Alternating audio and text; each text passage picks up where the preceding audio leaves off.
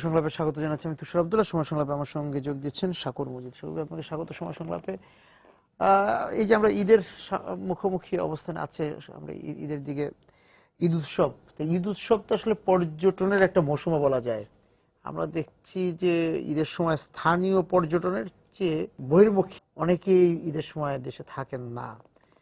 তা সেটা আমাদের সব বাইরে চলে যাচ্ছেন, বাইরে চলে যান, কিন্তু আমাদের যে নিজেদের যে পর্যটন এলাকাগুলো আছে সেই জায়গাগুলোতে আসলে কি ধরনের ভিড় থাকে বা সেখানে কতটা আকর্ষণ কেন করতে পারছে না?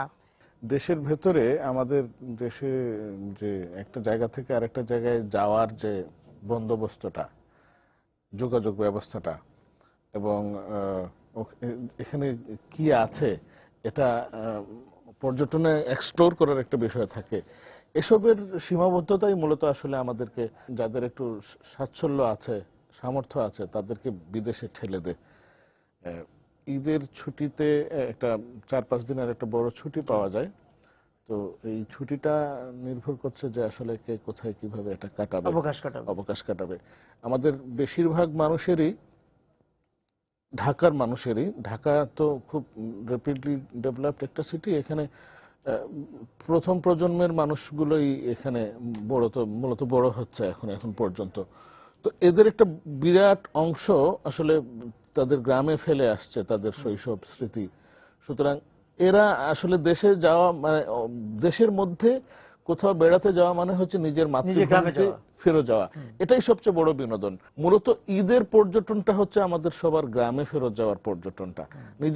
প্রত্যেকের গ্রামই একটা অসম্ভব সুন্দর একটা জায়গা। এটার বাংলাদেশের গ্রামের মতো সুন্দর গ্রাম পৃথিবীতে খুব কমই আছে। এবং এই প্রত্যেকের গ্রামটা যে এক্সপ্লোর করছে, এটাও কিন্তু এক ধরনের পর্যটনই হচ্ছে নিজের দেশের এই জায়গাটাতে। পর্যটন কেন্দ্র বলে আলাদা নাম না দিয়ে প্রত্যেকের বাড়ি পর্যটন কেন্দ্র, প্রত্যেকের জন্য তারই একটা পর্যটন কেন্দ্র। হয়তো সেখানে টাকা দিয়ে হোটেলে থাকতে হচ্ছে না, টাকা দিয়ে খেতে হচ্ছে না, কিন্তু যাওয়াটাও এক ধরনের পর্যটনিত হচ্ছে। সেটা এক ধরনের, সেটা হয়তো সিংহভাগ মানুষের জন্য, কিছু মানুষ বাইরে যাচ্ছেন। কিন্তু এই যে আপনি বলছেন গ্রামে যাচ্ছেন, ধরেন একজন চট্টগ্রাম গেলেন, একজন রাজশাহী গেলেন, একজন খুলনা গেলেন, রংপুর গেলেন, সেখানে যে পরিবারের সঙ্গে সময় কাটাতে গিয়ে সে চিন্তা করে ওই জায়গারও যে যদি কোনো পর্যটন কেন্দ্র থাকে, ঘুরে বেড়ান, ওইখানে তার কাছাকাছি জায়গায় যাচ্ছে, 3-4 দিনের ছুটিতে যাচ্ছে বাড়ির কাছে। যেমন আমার খবর আমি যেটা জানি, আমাদের বাড়ির পাশেই হচ্ছে মাধবকুণ্ড একটা জায়গা আছে বড় লেখার।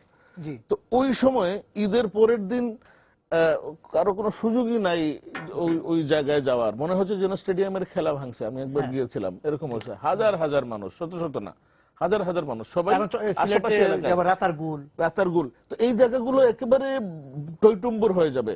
মানে ঢাকা থেকে আপনি রাতারগুল যাবেন, প্রয়োজন কি? আমার বাড়ি বিয়ানীবাজার, এখান থেকে 30 কিলোমিটার দূরে রাতারগুল। আমি ওখানে চেষ্টা করব রাতারগুলে ওখানে যেতে। সুতরাং আলটিমেটলি দেশের পর্যটন কেন্দ্রগুলো কিন্তু ওই সময় ভরে যাবে কোনো না কোনো ভাবে। এবং অনেক বেশি উপচে ভিড় থাকে সাধারণত এই ঈদের মৌসুমে, কারণ সবাই একটা তার বাড়ির কাছাকাছি একটা জায়গায় চলে যায়, সেখান থেকে আশেপাশে পরিবারের ওখানে যারা আছেন তাদের সঙ্গে নিয়ে, এবং সেখানে যেই এই যে একটা ভিড়, উপচে পড়া ভিড় তখন দেখা দেবে, সেটা সামাল দেওয়ার আবার সক্ষমতাটা তাদের থাকে না, ওই পর্যটন কেন্দ্রগুলোর থাকে না। কারণ তারা একসাথে পর্যটন করার মতো পায় না তারা। আমি যে বিষয়টা আপনার কাছে যেতে চাই, যে একদম পর্যটন কেন্দ্রিক কথা আমরা বলতে পারি, কিন্তু এই যে একটা বিভাগ, আমরা যদি বিভাগগুলোর কথা বলি, আমরা যদি আমাদের পাশের দেশে দেখি যে তারা বিভিন্ন রাজ্যগুলো নিজে একটা পর্যটনের মার্কেটিং, একটা বাজারজাত করে, বিপণন করে, সেই জায়গা থেকে আমাদের বিভাগের পক্ষ থেকে বিভাগীয় কমিশনার বা জেলা প্রশাসন তারা এই ধরনের উদ্যোগ নিতে পারে কিনা, যে আমার জেলায় আসুন, আমার জেলায় এই বিষয়গুলো। এটা এখনো করা হয় নাই। এটা ভারতের ক্ষেত্রটা আবার আমাদের থেকে আলাদা। ওখানে রাজ্যগুলোর এবং ইকোনমিও আলাদা, অর্থনীতি আলাদা। সুতরাং সিলেট বিভাগের উন্নয়নের টাকাটা সিলেট বিভাগে থেকে যাবে না, বা চট্টগ্রাম বিভাগে থেকে চলে আসবে এখানে। এই কারণে বিকেন্দ্রীকরণ হবে। ওখানে আবার ওদের টাকাটা ওদের কাছে থাকবে, সুতরাং ওরা তাদেরকে প্রমোট করার চেষ্টা করবে। আমাদের এখানে এরকম কিছু হয়ে ওঠে নাই। তো আমার মনে হয়, আমি এর আগেও বলেছি, সরকারের উপর আমরা খুব বেশি ভরসা করলে আমরা থাকতে পারবো না। সরকারের উচিত হবে বেসরকারি জায়গাগুলোতে এগুলো ছেড়ে দেওয়া।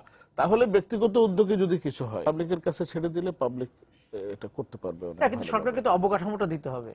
অবকাঠামোটা দিতে হবে, রাস্তাঘাটটা করে দিতে হবে, বিদ্যুতের ব্যবস্থাটা করে দিতে হবে, পানির ব্যবস্থাটা করে দিতে হবে, আশেপাশে নিরাপত্তা বিষয়গুলো দিতে হবে। এগুলো আসলে আমরা বলে আসতেছি বছরের পর বছর ধরে, কিন্তু অবস্থার কোনো পরিবর্তন হচ্ছে না কোনো দিক থেকে। সরকারের ব্যবস্থাপনা এখন যে পর্যটন কেন্দ্রগুলো আছে, একটা যাওয়ার সুযোগ হয়েছিল বিভিন্ন সময়, কিন্তু সেগুলো আসলে মানে ওখানে আসলে পর্যটকরা যে বিব্রতই হচ্ছে। ওখানে চাকরি করেন তো, যিনি চাকরি করেন তার অতটা দরদ নাই। যিনি এই পর্যটন কেন্দ্র নিয়ে যার ব্যবসা, সে কিন্তু চেষ্টা করবে যে একজন লোক যেন কোনো অভিযোগ নিয়ে এখান থেকে না যায়। যেগুলো দেওয়া সেগুলো তো একই অবস্থা, সরকারি লিজ দেওয়ার গুলো আমি জানি না এগুলো কাদেরকে কিভাবে লিজ দেওয়া হচ্ছে। আসলে প্রকৃত ব্যবসায়ী এই জিনিসগুলো পেলে এটা অনেক সুন্দরভাবে হতো। কিন্তু ওই মানে লিজ যারা নিচ্ছে তারা সরকারের ওই সংস্কৃতির মধ্যে থেকে যাচ্ছে এবং আলটিমেটলি কাঠামোগত তেমন কোনো পরিবর্তন হচ্ছে না। এটা যে সরকারের, আমি হতাশই হয়েছিলাম বেশ কিছু 2-3-4 বছর আগে রাজশাহীর সরকারি পর্যটন কেন্দ্র যেটা, এখানে গিয়েছিলাম। আমি খুব সম্প্রতি সময় খুলনায় যে মংলায় যে দেখলাম যে মানে এর চেয়ে এটা প্রাইভেট রিসোর্ট অনেক অনেক বেশি অ্যাক্টিভ, অথচ অথচ সরকারি পর্যটন কেন্দ্রটা অনেক বেশি রিসোর্সফুল। এই সুযোগগুলো কাজে লাগানো হয় না। একটা বাগান আছে ঠিক, কিন্তু বাগানে কোনো ফুল নাই, ফুল মরা ফুল, এরকম জিনিস আর কি। কোনো মালি ফুল দিচ্ছে না, অথচ প্রাইভেট রিসোর্টে একটা এরকম একটা বাগান করার মতো হয়তো জায়গাও নাই। হ্যাঁ। আমি বিরতিতে যাবো, সকলে এসে একটু জানতে চাবো যে আমাদের মানে পর্যটন কেন্দ্র ভিত্তিক কথা বললাম, তোরা কাজে লাগাচ্ছেন। ধরেন যে এখন আমরা যে সময় কথা বলছি, সে সময় হাওর, জলে টইটুম্বুর, সে হাওর এবং আপনার এলাকার হাওর, হাসান রাজার গান, আরো শাহাদুল করিমের গান, এগুলিকে ঘিরেও তো এক ধরনের পর্যটক আকর্ষণ করা যায়। আসলে ওই প্রথমে যে কথাগুলো আমরা বলছিলাম যে আমাদের মৌলিক কিছু অবকাঠামোগত উন্নয়ন না করা হলে এগুলোর কোনো কিছুই করা সম্ভব না। এগুলোর একটা, ধরেন সিলেটে একটা দেখেছি যে এরকম একটা জিনিস হয়েছে, একটা বজরার মতো একটা নৌকা করা হয়েছে এবং এখানে শহরে সুরমাতে। আবার আমি শুনেছি যে সুনামগঞ্জেও এরকম কিছু নৌকা আছে যেগুলো ভাড়া করে 2-3 জন বাউল নিয়ে কেউ একজন গিয়ে সময় কাটিয়ে আসতে পারে। কিন্তু এই জিনিসগুলো খুব পেশাদারিত্বের সাথে এটা হচ্ছে না। এই জিনিসগুলো এরকম কাছাকাছি জিনিস আমি বিদেশে দেখে এসেছি, বিশেষ করে ভিয়েতনামে আছে, চীনে আছে। চীনে এই জিনিসগুলোই একটা এরকম একটা জিনিস একদম প্রতিদিন রুটিন করে করা হচ্ছে। টুরিস্টরা ওখানে যাচ্ছে, ধরেন একটা নৌকা বাইচের মতো একটা আয়োজন প্রতিদিন থাকবে। এই নৌকা বাইচের মধ্যে ফর্দ যে এই এতটা থেকে এতটা সময়ের মধ্যে নৌকা বাইচে দেখবে মানুষজন। তো এরকম জিনিস অনেক দেশে হয়েছে, আমাদের দেশে হয়তো আগামীতে হবে। কিন্তু এই জিনিসগুলো শুরু করার জন্য প্রথমেই কিন্তু সরকার উদ্যোগ নিয়েছে। চীনের যেটা দেখেছি যে চীনের স্থানীয় পর্যটন মন্ত্রণালয়ই এটার আয়োজক করছে, আবার ব্যক্তিগতভাবে কিছু মানুষকে ইনভলভ করছে এটার মধ্যে, এবং এই যারা পারফর্মার আছে তারা সবাই চাকরি করে এখানে। আচ্ছা, সুতরাং এই চাকরি পাওয়ার জন্য কিন্তু অনেকগুলো মানুষ এখানে আসে। তো আমাদের দেশে এই ধরনের জিনিস আগামীতে হয়তো কোনো এক সময় হবে। আমি এইটাই শুধু বলতে পারি যে এটা কেন হচ্ছে না, কে করছে না, এটার জবাব দেওয়ার দায়িত্ব আমার নয়, কিন্তু এটা হতে পারে। আমাদের তো পর্যটন কর্পোরেশন বোর্ড দুটোই আছে, কিন্তু এসব তো তাদেরই করার কথা। আমরা কেন বলবো, মানে বোর্ডও করা হলো, তারপরও এবং আমার চেয়ে অনেক বেশি তারা জানেন যারা ওই পর্যটন কর্পোরেশনে আছেন, তারা তো এটাই তাদের কাজ। আমার তো শুধু এটা কাজ না, আমার অনেকগুলো কাজের এটা হচ্ছে আপনার সাথে কথা বলা। এরা তো আমার চেয়ে অনেক বেশি জানেন যে একটা দেশের পর্যটন উন্নয়ন করতে হলে কি কি করতে হবে। তো তারা কেন করছেন না, এই জবাবটা তারা দিতে পারবে। বাইরে থেকে যারা আসেন, আমাদের স্থানীয় পর্যটকদের বাইরে যারা আমাদের বিদেশি পর্যটক, তারা আমাদের কাছে কি চান? আপনার সাথে যদি কথা হয়ে থাকে, আমাদের ঘাটতিগুলি কি দেখেন তাদের চোখে? খুব সত্যি কথা বলতে কি, বাংলাদেশে পর্যটনের জন্য আসে এরকম তেমন কোনো বিদেশি পর্যটকের আমি পাইনি। বাংলাদেশে আমাদের জাতীয় সংসদ ভবন দেখতে কয়েকজন স্থপতি এসেছিলেন শুধুমাত্র সংসদ ভবনটি দেখার জন্য, বিল্ডিংটা দেখার জন্য। আমাদের ব্র্যান্ডিং করার মতো বিদেশিদের কাছে এই নতুন এই জিনিসটা আছে। আর বাংলাদেশে যারা এসছেন 2-1 জন, তারা বলেছে আমাদের মনসুনটা তাদের খুব পছন্দ, বৃষ্টির দিনটা তারা, বর্ষাকালটা তারা দেখতে চান। আমাদের চা বাগানের যে ল্যান্ডস্কেপ যেটা আছে এটা তারা আকর্ষণ করেন। আর আমাদের সমুদ্র সৈকত যেটার কথা বলা হয়, এখানে এসে সব বিদেশি পর্যটকরা বিরক্ত হয়।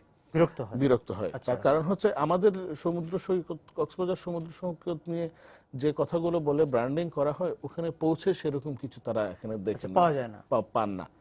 তো এই হচ্ছে আমাদের আর যারা এখানে এসে একবার গিয়েছেন, তাদের কত সংখ্যক যে আবার দ্বিতীয়বার এসছেন বা কাউকে ওখানে বলেছেন যে তোমরা বাংলাদেশের মধ্যে ঘুরে আসো, এটা আমার কাছে এরকম তেমন কোনো তথ্য নেই। এবং আমার মনে হয় খুব পজিটিভ কিছু থাকার কথাও নয় এখানে এসে। বাংলাদেশ ঘুরে গিয়ে লিখেছে বাংলাদেশ নিয়ে, হ্যাঁ এরকম কিছু। আপনি হয়তো কোথাও গিয়ে এসে লিখেছেন না? আমি সেটাই, সেই রকম ভাবে বাংলাদেশের কক্সবাজার বা অন্যান্য জায়গা ঘুরে গিয়ে লিখেছেন, সেরকম আমার কিছু চোখে পড়ে নাই। আর স্থানীয় পর্যটকরা কি চান? তাদের সাথে তো আপনার কথা হয়েছে। স্থানীয় পর্যটকদের মধ্যে আমি নিজে একজন পর্যটক মনে করেন। বাংলাদেশের যখনই আমাদের একটা ছোটখাটো দল আছে, বন্ধু বান্ধব নিয়ে আমরা 4-5 জন পরিবারের লোকজন নিয়ে যাই, তো আমাদের খুব বেশি প্রত্যাশা থাকে না, দেখে আমাদের অভিযোগগুলো কম, কারণ আমি জানি জানেন যে বাস্তবতাটা গুলো কি। কিন্তু এই সুযোগটা আমি এই ধরনের সাধারণ পর্যটকরা একরকম ভাবে দেখছে, আপনি আরেক ভাবে দেখেন, সেইভাবে যে ঘাটতিগুলো যদি বলেন। যে সেখানে এসে মনে হয়, যেমন আমার কাছে রাঙামাটি, বান্দরবন গিয়ে মনে হয়েছে যে আমাদের যে নেচারটা আছে ওখানে, এটাকে আমরা মোটেও কাজে লাগাতে পারি নাই। এর চেয়ে অনেক অসুন্দর ও কম জায়গা থেকে নিয়েই কিন্তু অনেক দেশে অনেক বেশি রিসোর্সফুল জায়গা তৈরি করে ফেলেছে, কিন্তু আমরা এই জায়গাটা ব্যবহার করতে পারি না। অনেকে বলেন যে চেরাপুঞ্জি নিয়ে যে বিপণন হয়, তার চেয়ে আমাদের সুনামগঞ্জের জাদুকাটা অনেক সুন্দর, কিন্তু এটা আমরা বিপণন করতে পারছি না। ভোলাগঞ্জ সুন্দর, হ্যাঁ ঠিক আছে, রাতারগুল সুন্দর অনেক, কিন্তু এই জায়গাটা, এই যে বললাম একটা বিছনাকান্দি আছে, বিছনাকান্দি, আমাদের আসলে জলবেষ্টিত জায়গাটার একটা সৌন্দর্য একরকম, পাহাড় বেষ্টিত জায়গার সৌন্দর্য আরেক রকম। মানে 3 ধরনের টপোগ্রাফি। একটা ধরেন হিলি এরিয়া, চট্টগ্রামের দিকে আছে, আরেকটা মানে ভাটি এলাকা সিলেটের দিকে আছে, আরেকটা মাঝামাঝি এরকম কন্ট্রোল ল্যান্ড আছে সুনামগঞ্জ, সিলেট, মৌলভীবাজার, শ্রীমঙ্গল এই অঞ্চলের দিকে। আবার ধরেন আমাদের উত্তরাঞ্চলের টপোগ্রাফিটা আরেক রকম, ব্যারেন ল্যান্ড, একেবারে ফ্ল্যাট ভূমি, শস্য ক্ষেত। তো এই প্রত্যেকটা জায়গার সৌন্দর্য এক এক জায়গার এক এক রকমের। বীরশিরির সৌন্দর্যের সাথে সুনামগঞ্জের সৌন্দর্য তুলনা হবে না, কিন্তু দুটো দু রকমের সৌন্দর্য। কিন্তু সৌন্দর্যটাকে আমাদের বরিশাল, ভোলাবার আরেক রকম। তো এইগুলোকে দেখানোর জন্য যে আয়োজন, সেটা তো আমরা কোনোভাবে করছি না। এবং সেটা সরকার করতে গেলে, সরকারের তো ধরুন সাধারণ মানুষের চলাচলের পথ আগে করতে হবে, তারপর পর্যটকদের জন্য আলাদা একটা রাস্তা যদি থাকে সেটা করতে হবে। আমাদের সাধারণ মানুষের চলাচলের রাস্তা অত ঠিক হচ্ছে না, সেখানে আলাদা একটা টুরিস্ট স্পটের কথাটা পরে চিন্তা করতে হবে সরকারকে। সুতরাং আমাদের সমস্যাগুলো রয়ে গেছে, সমস্যাগুলো চলে আসতেছে গত 20-25 বছর ধরে। আমি একই কথা শুনে আসছি, সৌন্দর্য রক্ষা সেটাও তো হচ্ছে না। মানে আপনি যাতায়াত করতে গেলে তো সেটা যাবে, তার আগে তো ওটাকে নষ্ট করা হচ্ছে। আপনি নদী দখল, তারপর গাছ কাটা, আরো আমাদের মধ্যে একটা জায়গার পবিত্রতা রক্ষা করার যে একটা বিষয় আছে। যে এক জায়গায় আমি গিয়েছিলাম, ইয়েতে আপনার কোটাকিনাবালু, ওখানে একটা নৌকার মধ্যে এক জায়গায় আমরা নৌকা চড়ছি, আমাদের সাথে পানির বোতল ছিল। পানির বোতলটা খাওয়ার পরে যেই আমি ফেলতে গেছি, মাঝি আমাকে বলল এটা এখানে ফেলবেন না, এখানে রাখেন, আমি তীরে গিয়ে ওখানে পানির বোতল ফেলার জায়গা আছে, ওখানে আমি ফেলবো। মাঝির মধ্যে সেই সচেতনতাটুকু এসে গেছে। তো এটা তারাও হয়তো আজকে প্রথম আসে নাই, একটা আস্তে আস্তে একটা ভাবে কালটিভেশন করে এসছে। আমাদেরও এই জিনিসগুলো আস্তে আস্তে আমাদের মানুষজনকে বোঝাতে হবে। সেই জায়গা থেকে আমি একটু বলা যে আমরা দেখি যে ঈদ সংখ্যা যেগুলো বের হয়, সেগুলো আমি যতটুকু গত কয়েক বছর বা তার আগে থেকে যতই দেখেছি বা দেখি, এখনো যেগুলো বের হয়, ঈদ সংখ্যা বেড়েছে, মানের দিকটা আমি পরে আলোচনা করছি। সেই জায়গাতে আমরা দেখি যে পর্যটন ভ্রমণ একটা বিষয় থাকে, তাই না?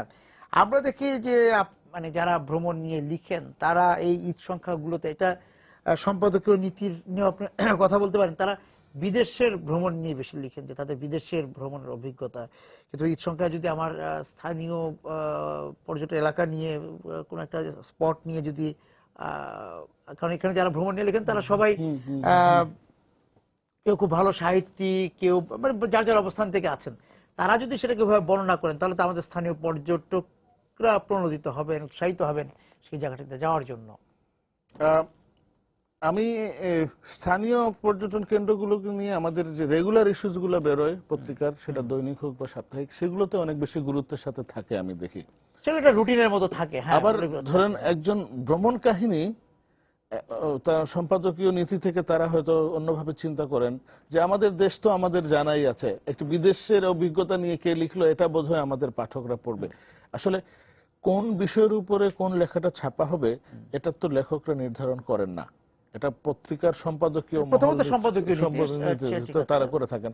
আমার মনে হয় এই কারণে যে বিদেশের এই জায়গাটাকে আমি আমার পাঠকদেরকে আমি জানাই, এই কারণে হয়তো তারা বিদেশের পটভূমিতে লেখা ভ্রমণ কাহিনীটাকে বেশি গুরুত্ব দেন।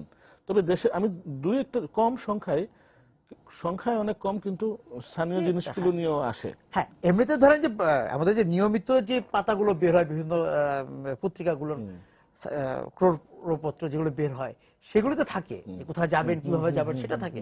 সেটা এক ধরনের দায়িত্বের কথা, কিন্তু সেটা ধরেন একজন রুটিনের মতো লিখছেন। কিন্তু ধরেন রফিক আজাদ যদি নেত্রকোনা নিয়ে লিখেন, হ্যাঁ, আর মাহমুদ যদি তিতাস নদী নিয়ে লিখেন, এরকম মানে এরকম আমি বলছি। এটা তো আসলে একজন লেখকের স্বাধীনতা, তিনি লিখছেন, কিন্তু তবে এরকম লেখা হয়েছে। আসাদ চৌধুরীর চমৎকার একটা লেখা আছে এরকম, বাংলাদেশের পর্যটন নিয়ে আছে, সংখ্যাগুলোর কথা বলছি, আব্দুল্লাহ আবু সাইদ স্যারেরও এরকম দেশের পর্যটন নিয়ে লেখা আছে, সুন্দর লেখা আছে। তো এটা নির্ভর করছে আসলে কে লিখছেন, কে লেখাচ্ছে। কে লিখছেন চেয়ে বড় কথা হচ্ছে পত্রিকাগুলো যদি কাউকে সেটা মনে হয় কিনা যে আমি যদি এবার ঈদ সংখ্যা পড়লাম ভিয়েতনাম নিয়ে, তা আমার মধ্যে কিন্তু এক ধরনের, হ্যাঁ ভিয়েতনাম যেতেই পারে, যেতে কারো বাধা নাই, আমার ভিয়েতনামের প্রতি এক ধরনের আগ্রহ তৈরি হবে। পাশাপাশি এটা ভ্রমণ কাহিনী পড়ার উদ্দেশ্য কিন্তু ঠিক এটা না যে ওটা পড়ে আমি ওখানে দেখতে যাবো, তারপরে একটা তৈরি হয় কিন্তু যে যার সামর্থ্য আছে সে তার মধ্যে যাওয়ার আগ্রহ তৈরি হবে, আর যার সামর্থ্য নেই সে ভিয়েতনাম নিয়ে কল্পনাই করবে, জানা হবে তার একটা জিনিস। ওই জায়গা থেকে আমি বলছি যে তাকে প্ররোচিত করা পাঠককে যে তুমি যাও কিশোরগঞ্জের হাওর দেখতে যাও, সেই দায়বদ্ধতা তো লেখকদেরও থাকা উচিত। যারা সেলিব্রিটি, আমি তারও বুঝেছি আমি, হ্যাঁ এটা আমি আপনার সাথে একমত, এটা একমত, এটা আসতে পারে বাংলাদেশের পর্যটন নিয়ে সাহিত্য আশ্রিত লেখা আসতেই পারে, হয়েছেও কিছু। আমি কম লিখেছি, বাট আমারও কিছু লেখা আছে দেশের, বিশেষ করে পার্বত্য চট্টগ্রাম অঞ্চল নিয়ে আমার বেশ কিছু লেখা আছে, আমি খুব অভিভূত হয়েছিলাম। আপনিও নিশ্চয়ই দেখেছেন যে আমাদের এখানে আর্ট ক্যাম্প হচ্ছে এখন, হ্যাঁ আর্ট ক্যাম্প, যে আমি বগুড়ায় যে আর্ট ক্যাম্প হচ্ছে, এটার কারণটা হচ্ছে যে ওই জায়গাটাকে মানে শেষ রাঙ্গামাটিতে হয়েছে, বিভিন্ন জায়গায় হয়েছে, গ্যালারিতে আসছে, কিন্তু যারা দেখতে যাচ্ছে গ্যালারিতে তারা ওই জায়গাটার প্রতি আকৃষ্ট হচ্ছে। একইভাবে কিন্তু যে লেখকদেরকেও নিয়েও এগুলি করানো যায় আমাদের পর্যটককে উৎসাহিত করতে। হ্যাঁ, এটা শিল্পে মানে ছবি আঁকার ক্ষেত্রে 2-3 জায়গায় হয়েছে আমি জানি। লেখকদেরকে এরকম তাহলে নিয়ে যাবে কে? নাকি ব্যক্তিগতভাবে যাবে? আমি ধরেন আমি যেহেতু আমার কয়েকজন লেখক বন্ধু আছে, তো আমি হয়তো তাদেরকে নিয়ে কোথাও বেড়াতে গেলাম, তো আমরা এসে প্রত্যেকে এসে লিখতে পারি এই জায়গাটা নিয়ে। সাহিত্য তো একটা বিপণনের জায়গা, যে গল্প উপন্যাসে আমাদের বিভিন্ন এলাকা উঠে আসা, তাই না? আমরা ভারতের সুনীল গঙ্গোপাধ্যায়, বুদ্ধদেব গুহদের দেখেছি যে তাদের লেখা পড়ে কিন্তু আমরা অনেক জঙ্গল, অনেক পাহাড়, অনেক নদী সম্পর্কে আকৃষ্ট হয়েছি, যে কখনো যদি ওদিকে যাই ওই জায়গাটা, ওই জঙ্গলে অন্তত যাবো, তাই না? সেই জায়গা থেকেও আমাদের সাহিত্য নিয়ে যদি আপনি কথা বলেন, সাম্প্রতিক কালের সাহিত্যিকদের কথা আমার খুব পড়া নাই, আমি এটা বলতে পারবো না, কিন্তু সুনীলের কিছু উপন্যাস আমি পড়েছি। আবার সমরেশের গর্ভধারিণী পূর্ব, ওই যে তারপরে ওই যে ট্রিলজি যেটা ছিল, সেটা ওই যে শিলিগুড়ির যে পাহাড়ের বর্ণনা শুনেছিলাম, ওটা দেখার পর, ওইটা পড়ার পরে আমার ওই পাহাড়ি অঞ্চল শিলিগুড়ি বেড়াতে এক সময় যাওয়ার খুব ইচ্ছা হয়েছিল। আবার বুদ্ধদেব গুহর জঙ্গল, আবার এই পথের পাঁচালীর যে আরণ্যকের যে কাহিনী, তো এটা হলো কি এই জিনিসটা এক ধরনের প্রকৃতি মানুষ ভ্রমণ করে, লেখকরা করাতে পারেন যে আমি ঘরের মধ্যে বসেও কিন্তু একটা জঙ্গলের মধ্যে পরিভ্রমণ করতে পারি। এটা তো করেই আসছেন, এবং বেশ কিছু লেখক আছেনই যারা এই কাজটাই করে থাকেন, যে তাদের বর্ণনায় একটা পরিবেশের বর্ণনাটা এমন বেশি থাকে যে একজন পাঠককে তার সাথে ভ্রমণে তিনি অলমোস্ট বাধ্যই করে ফেলেন, তার চরিত্রগুলোর সাথে যেন সেই চরিত্রগুলোই কথা বলে। তো এটা মানস ভ্রমণে সম্ভব লেখালেখি, কিন্তু ফিজিক্যাল ভ্রমণ আর মানস ভ্রমণ দুটো সম্পূর্ণ আলাদা জিনিস। উস্কে দেওয়া যে জায়গাটাকে একটা জায়গাকে করতে পারে, এটা আসলে নির্ভর করছে যে কোন অঞ্চলকে নিয়ে কোন লেখক লিখেছেন সেটা। যেমন আবু নাওয়ার মোস্তফা কামালের কথা আমরা বলতে পারি, উনি বাংলাদেশকে যেভাবে মানে বাংলাদেশের প্রতি আকৃষ্ট করেছেন একটা কবিতায়, যে মানে সেখানে সেখানে একটা আছে যে বাংলাদেশে আসলে তুমি কি কি দেখতে পাবে, হ্যাঁ তার কবিতায় আছে, যে ছবির মতোই দেশে তোমাকে স্বাগত জানাই। হ্যাঁ, আপনারা যারা লিখেন, বিশেষ করে ভ্রমণ কাহিনী লিখেন, যারা সাহিত্য রচনা করেন, তাদের একটা দায়িত্ব থাকা উচিত। এটা ঠিক দায়িত্বের মধ্যে পড়ে না, এটা এসেই যায়, মানে দায়ের মধ্যে পড়ে যায় এবং এটা এসেই যায়। এখন নির্ভর করছে সাহিত্যটা কোন মানের হচ্ছে। ধরেন স্টেইনবেক একজন আমেরিকান ঔপন্যাসিক আছেন, তিনি আমেরিকার অ্যারিজোনা রাজ্যের মরু অঞ্চল, শুকনো মরু অঞ্চল নিয়ে একটা জিনিস লিখেছেন। এটা পড়ার পরে বাংলাদেশের একজন লেখক হুমায়ুন আহমেদ, আমি তার কথা জানি, তিনি ওই জায়গাটা দেখাতে গিয়েছেন যে স্টেইনবেক যে পটভূমিতে উপন্যাসটা লিখেছেন ওই জায়গাটা আমি ঘুরে আসবো। এটা নির্ভর করেছে স্টেইনবেকের ওই গ্রিপস অফ রেসের জন্যই হয়েছে। পাশাপাশি আমার কাছে মনে হচ্ছে এটা বিচ্ছিন্নতা, যে আমি ঢাকায় বসে যদি রাতারগুল নিয়ে লিখি তাহলে তো হচ্ছে না। আমাদের লেখকদের একটা বিচ্ছিন্নতাও আছে হয়তো প্রকৃতির সঙ্গে, সেটা বলতে চাই যে আমার সঙ্গে যে কতজন আর এই প্রকৃতির কাছে যে মেঠো পথের কাছে গিয়ে, নদীর কাছে গিয়ে লিখছেন। না আসলে হচ্ছে কি, সবকিছুর সাথে একটার সাথে আরেকটা খুব ভালো অঙ্গাঙ্গি ভাবে জড়িত। আমি শহর ছেড়ে গ্রামে যাব, প্রথম হচ্ছে আমি গ্রামে যাব, তারপরে হচ্ছে কিভাবে যাব, তারপরে হচ্ছে আমি কোথায় যাব। এখন ওই জিনিসগুলো যদি আমাদের এখানে ঠিক না হয়, তাহলে এটা আপনি একজন, মনে করেন আমার খুব ইচ্ছা হলো যে সুনামগঞ্জের হাওড়ের মধ্যে আমি একটা নৌকা নিয়ে জ্যোৎস্না রাতে সারা রাত ওখানে থাকবো মনে করলাম, আমার খুব ইচ্ছা হলো, এটা আমি লিখলাম, আপনি আরো 100 জন পাওয়া গেল, কিন্তু দেখা গেল সুনামগঞ্জ গিয়ে একটা নৌকা আপনি ওখানে পাওয়ার মতো উপযোগী জায়গা আপনার আছে কিনা। তারপরে আবার যখন শুনবেন কেউ কেউ বলবে যে ওখানে মাঝে মাঝে ডাকাতি হয়, রাতের বেলা ডাকাতরা এসে আপনার ক্যামেরা ল্যাপটপ সব নিয়ে চলে যাবে, এই কথাটা যখন আপনি শুনবেন তখন কিন্তু আপনার ওই আগ্রহ থাকবে না। না, প্রকৃত অর্থে যিনি লেখক তিনি মানে এখানে তো একটা পর্যটনের জায়গা হওয়ার কথা ছিল, আছেও হয়তো, কিন্তু বিচ্ছিন্ন ভাবে মানুষ কোথায় যাবে কোথায় যাবে না।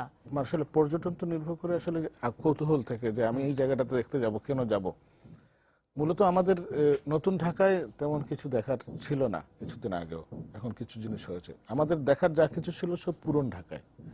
পুরন ঢাকায় আমাদের 16th সেঞ্চুরির কিছু কাজ ছিল, আহসান মঞ্জিল, লালবাগ ফোর্ট বিশেষ করে, আরো কিছু জিনিস ছিল, বেশ কিছু বাড়ি হয়েছিল, এবং এই মানুষের জনজীবন, পুরন ঢাকার মানুষের জনজীবনও এক ধরনের খাবার জিনিস বিষয়।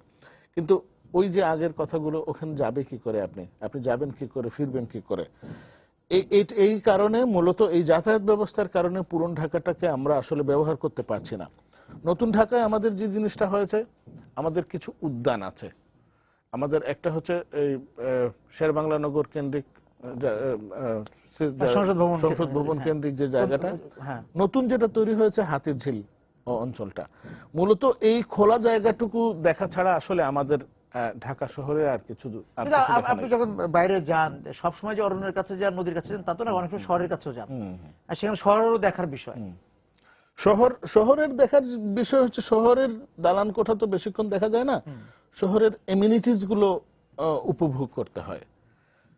শহরে কি আছে, ধরেন বিকেল বেলা আমি সংসদ ভবনের সামনে গিয়ে দাঁড়ালাম, শত শত মানুষ ওখানে গেলেন, তারপর আপনি কি করলেন, আপনি একটা টাওয়েল বিছিয়ে বা গামছা বিছিয়ে ওখানে বসে চানাচুরওয়ালার কাছ থেকে চানাচুর মিলে খেলেন, তারপর আপনি চলে আসলেন। এইটুকুই যদি শেষ হয়ে যায় তাহলে কিন্তু হলো না। এ ধরনের জায়গায় আমার আর কি অ্যামিউজমেন্টের ব্যবস্থা আছে সেখানে? এরকম খোলা জায়গাগুলোতে বাইরে যেটা হয় যে নানা রকমের ফান আইটেম থাকে, কমেডিয়ানরা আসে, নানা রকমের অভিনয় ভিত্তিক কাজ চলে, কেউ এক জায়গায় গান গায়, কেউ ছবি তোলে, কেউ ছবি আঁকে। তো প্রত্যেকটা মানুষকে এক্সপেরিয়েন্স করার মধ্যে দিয়েও কিন্তু সময় কাটানোর অনেক কিছু থাকে, সেগুলো কিন্তু কোনো কিছু আমাদের এখানে এখনো ডেভেলপ করে নাই, যেগুলোর সুযোগ আছে আমাদের এখানে। বিশেষ করে সংসদ ভবন চত্বর এলাকাটা হতে পারে। সংসদ ভবন চত্বর এলাকাটা বিকেলের একটা সময়ে যে কোনো একটা, ওখানে দুটো রাস্তা আছে, প্রথম রাস্তাটা এদিকে বন্ধ করে দেওয়া যেতে পারে, গাড়ি চলাচল করবে না এখানে। এই যে বিশাল জায়গা 150 ফুট প্রশস্ত রাস্তাটা, এটা একটা বিনোদন কেন্দ্র, বিনোদন কেন্দ্রে প্রতিদিন বিকেল বেলা পরিণত হয়ে যেতে পারে। এখানে অনেকগুলো মানুষ তাদের কর্মসংস্থান করার ব্যবস্থা করতে পারে। অন্য মানুষগুলো, সাধারণ মানুষগুলো একটু, বিমানবন্দরও আমাদের একটা পর্যটন জায়গা ছিল, স্পট ছিল, বিমানবন্দর দেখার জিনিসটা। ওটা হয়েছে, ওটা এখন আর নাই। এখন হচ্ছে কি এই জিনিসটা আছে, তারপরে আছে আমাদের এই হাতির ঝিল যে জিনিসটা, এখানে চমৎকার কিছু জিনিস তৈরি করা হয়েছে। রাতের বেলা, সন্ধ্যাবেলা আলো জ্বলে, পানিতে রিফ্লেকশন পড়ে, এই জিনিসগুলো মানুষ দেখার জন্য আসে। আর আরেকটা জায়গা আমরা ঠিক মতো ব্যবহার করি না, বছরে একটি মাস মাত্র উপচানো ভিড়ের মধ্যে থাকে, সেটা হচ্ছে আমাদের শাহবাগকে কেন্দ্র করে, সরোয়ার্দী উদ্যান, শাহবাগ বই মেলাকে কেন্দ্র করে, ফেব্রুয়ারি কেন্দ্রিক। এইটাকে আমরা সারা বছর ধরে কিভাবে ব্যবহার করতে পারি, এটা এখানে চারুকলা ইনস্টিটিউট আছে, এখানে ছবি আঁকার ব্যবস্থা আছে, জাদুঘর আছে, তারপরে শিশু পার্ক আছে, উন্মুক্ত নাট্যমঞ্চ আছে, ঢাকা বিশ্ববিদ্যালয় আছে। সুতরাং এটাকে কেন্দ্র করে আমরা সারা বছরের সাংস্কৃতিক কর্মকাণ্ড, সাংস্কৃতিক পরিভ্রমণের কাজটা আমরা করতে পারি। এই জিনিসটা আমি করতে পারবো না, এটা সরকারকে করতে হবে, সরকারকে ব্যবস্থা করে দিতে হবে, সুযোগটা। আমি একটা পরামর্শের মতো 8-10 জনের মতো বলতে পারি যে এখানে একটা কিছু হতে পারে। এবং এই যে অন্যান্য শহরে আমরা দেখি যে শহর দেখানোর জন্য একটা ব্যবস্থা থাকে সরকারি ভাবে, আমাদের এখানে একবার শুরু হয়েছিল, কিন্তু ওই যে এই যাতায়াতের ব্যবস্থার কারণে এই সাইট সিইং ট্যুরের মধ্যে একটা সময়ের বিষয় থাকে, একটা টাইম ধরে ধরে যে পরের স্টেশনে এতটা সময় যাবে, এই সময়ের মধ্যে এটা শেষ করবে। দেখা গেল যে আমি টাকা নিয়েছি মানুষের কাছ থেকে যে আমি 8 ঘন্টা দেখাবো, 4 ঘন্টায় আমি এই জিনিস দেখাবো, প্রথম ঘন্টাতেই শেষ, বাকি 3 ঘন্টার জবাব সামনে এসে শেষ। আমি তাকে শহর দেখাতে পারছি না। তো আসলে আমাদের এই শহরের প্রধান সমস্যা হচ্ছে, আমাদের এই শহরে যতগুলো মানুষ থাকা দরকার তার থেকে অনেক গুণ বেশি মানুষ আছে আমরা। এখন মানুষ যখন বেশি চলে আসছি, আমাদের এই মানুষগুলোকে তো আর মেরে ফেলে কমানো যাবে না, এই মানুষগুলোকে সহজভাবে চলার ব্যবস্থা করে দিতে হবে। আমাদের যাতায়াতের সংকট, আমাদের আবাসন সংকট, তো যাতায়াতের সংকটটা আমাদের সবচেয়ে বেশি আপাতত মনে হয়, তার কারণ হচ্ছে আমরা কোনো মাধ্যমেই কিন্তু এক জায়গা থেকে আরেক জায়গায় যেতে পারছি না। সুতরাং আমাদের মুভেবিলিটি বাড়ানোর জন্য সরকারকে ব্যবস্থা নিতে হবে, আমাদের মানুষকে সহজে চলাচলের ব্যবস্থা করতে হবে, পাবলিক ট্রান্সপোর্টেশন বাড়াতে হবে, ঢাকা আবার দ্রুত চলে আসতে পারা। এই যেমন ঈদের সময় ঢাকা শহরের প্রায় 60% মানুষ বাইরে চলে যায়। এই সময় শহরের যে পপুলেশন থাকে, এটাই মনে হয় যে এই শহরের আইডিয়াল পপুলেশন, এইরকম থাকা উচিত। তার মানে আমাদের যে পরিমাণ মানুষ আছে তার 60% মানুষই আমরা বেশি আছি ঢাকা শহরে। সেটা আবার বিকেন্দ্রীকরণের কথা চলে আসতে হবে। না, এখন এই মানুষগুলোকে, কিন্তু এরকম ঘনবসতিপূর্ণ শহরও পৃথিবীতে আছে, আমাদের চেয়েও বেশি আছে, কিন্তু তাদের মোবিলিটিতে এত সমস্যা হচ্ছে না। তার কারণ হচ্ছে তাদের বিকল্প ট্রান্সপোর্টেশন আছে, এবং পাবলিক ট্রান্সপোর্টেশন অনেক বেশি নির্ভরশীলতা সেসব দেশে আছে। হংকং, সিঙ্গাপুর তো আমাদের দেশে, সেখানে পর্যটকরা এসে যে এখানে ভালো মানে চলাচল, যেমন আমরা হয়তো কোথাও দিয়ে ট্যাক্সি সার্ভিসটা পাই, এখানে তো সেটাও নাই।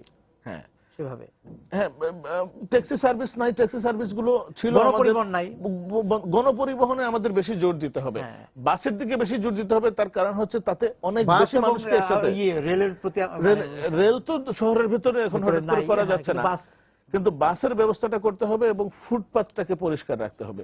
ফুটপাথটা পরিষ্কার রাখলে কিছু মানুষ হাঁটবে, কিছু মানুষ যদি হাঁটে, 2-3 কিলোমিটারের দূরত্বের মানুষ যদি পায়ে হেঁটে চলে যায়, তাহলে কিছু লোড কমে গেল। তারপরে হচ্ছে আমরা শেষের দিকে আমরা আলোচনাটা এখানে শেষ করতে পারি যে আমরা পর্যটন দিবস, পক্ষ, তারপর পর্যটন মাস, দশক যাই পালন করি না কেন, আমরা আসলে পর্যটন নিয়ে যে ভাবনাটা, যে অবকাঠামো উন্নয়ন, মানে যে ধাপগুলো অতিক্রম করে ওই লক্ষ্যে যাওয়ার কথা, সেই ধাপেই আমরা এখন পার রাখছি। হ্যাঁ, এটা খুব সত্য যে আগে আমার মৌলিক জিনিসগুলো ঠিক করতে হবে, তারপরে বাকি জিনিস, তারপর পর্যটক আসবে।